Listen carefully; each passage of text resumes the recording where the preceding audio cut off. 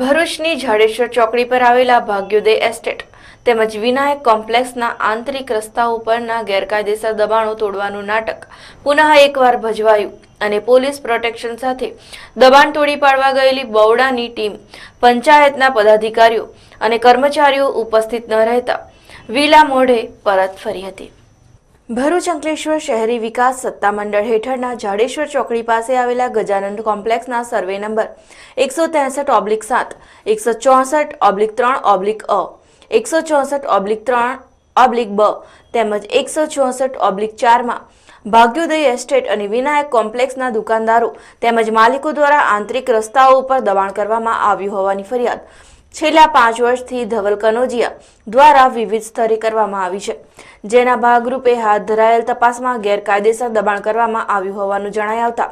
3 માસ પૂર્વે આ દબાણો તોડી પાડવા માટેની કવાયત હાથ ધરાઈ હતી, પરંતુ તે સમયે પોલીસ પ્રોટેક્શન ન મળ્યું હોવાનું બહાનું આગળ ધરી કાર્યવાહી કરવામાં આવી ન હતી। આ બાદ પુનઃ આ ગેરકાયદેસર દબાણો દૂર કરવા માટે જિલ્લા કલેક્ટરે આદેશો આપતા નિયત સમયે સી ડિવિઝન પોલીસ મથકના પીઆઈ સહિત 30 થી પણ વધુ પોલીસ કર્મીઓના કાફલા સાથે બવડાની ટીમ ગેરકાયદેસર દબાણ તોડી પાડવા પહોંચી હતી અને માપણી સહિતની કાર્યવાહી હાથ ધરી હતી, પરંતુ કોઈક અગમ્ય કારણોસર તાલુકા વિકાસ અધિકારી સહિત ગ્રામ્ય પંચાયતના હોદ્દેદારો તેમજ કર્મચારીઓ દબાણ તોડવાની કામગીરી દરમિયાન ન ફરકતા અંતે પુનઃ આ વિવાદાસ્પદ બનેલ ગેરકાયદેસર દબાણ તોડી પાડવાની કામગીરી મોકૂફ રાખવામાં આવી હતી। ગેરકાયદેસર દબાણ અંગે લડત ચલાવી રહેલા ધવલ કનોજિયાએ આ અંગે નારાજગી દર્શાવી વારંવાર તંત્ર દ્વારા આ રીતે કરાતા નાટક સામે રોષ વ્યક્ત કરી મેળાપીપણાનો આક્ષેપ કરી તે હટાવવા માટે અંતિમ શ્વાસ સુધી લડત આપવાનો નિર્ધાર વ્યક્ત કર્યો હતો।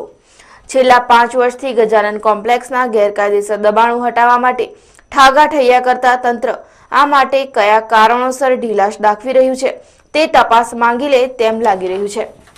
આજે ત્રીજી વખત સરપંચ ગેરહાજર રહ્યા છે, તો કાયદાની રૂહે હું તંત્ર પાસે માંગણી કરું છું કે આવા સરપંચને એમના પદ પરથી પદભ્રષ્ટ કેમ ન કરવા, એમની ઉપર પગલાં કેમ ન ભરવા, અને એમની ઉપર પગલાં ભરવાની સત્તા ટીડીઓ સાહેબની છે। ટીડીઓ સાહેબને અવારનવાર રજૂઆત કરવા છતાં ટીડીઓ સાહેબે એમની ઉપર પગલાં કેમ નથી ભર્યા, તો ટીડીઓ સાહેબ પાસે આનો ખુલાસો માંગો ને એમની ઉપર પગલાં કેમ નહીં ભરવા, એ હું કલેક્ટર સાહેબને રજૂઆત કરીશ। મને બવડા તરફથી સંપૂર્ણ સહકાર મળ્યો છે, પોલીસવાળા તરફથી સંપૂર્ણ સહકાર મળ્યો છે, પોલીસ બંદોબસ્ત પૂરતા પ્રમાણમાં મળેલો છે, આજે પોલીસ આવેલી છે, બવડાના અધિકારીઓ આવેલા છે, પણ આ લોકો ગ્રામ પંચાયત અને ટીડીઓ ગેરહાજર રહી અને આજે બાંધકામ તોડવાનો પ્રોગ્રામ કેન્સલ કરેલો છે, તો આ લોકોની ઉપર તંત્ર પગલાં ભરે। કલેક્ટરશ્રીને મારી નમ્ર વિનંતી છે કે એક સામાન્ય વ્યક્તિ તરીકે હું આ લડત ચલાવી રહ્યો છું, આવા ઘણા પ્રશ્નો છે એની અંદર મને ન્યાય મળે, અને જ્યાં સુધી ન્યાય નહીં મળે ત્યાં સુધી મારી આ લડત ચાલુ રહેશે। મારા અંતિમ શ્વાસ સુધી હું આની લડત લડતો રહીશ।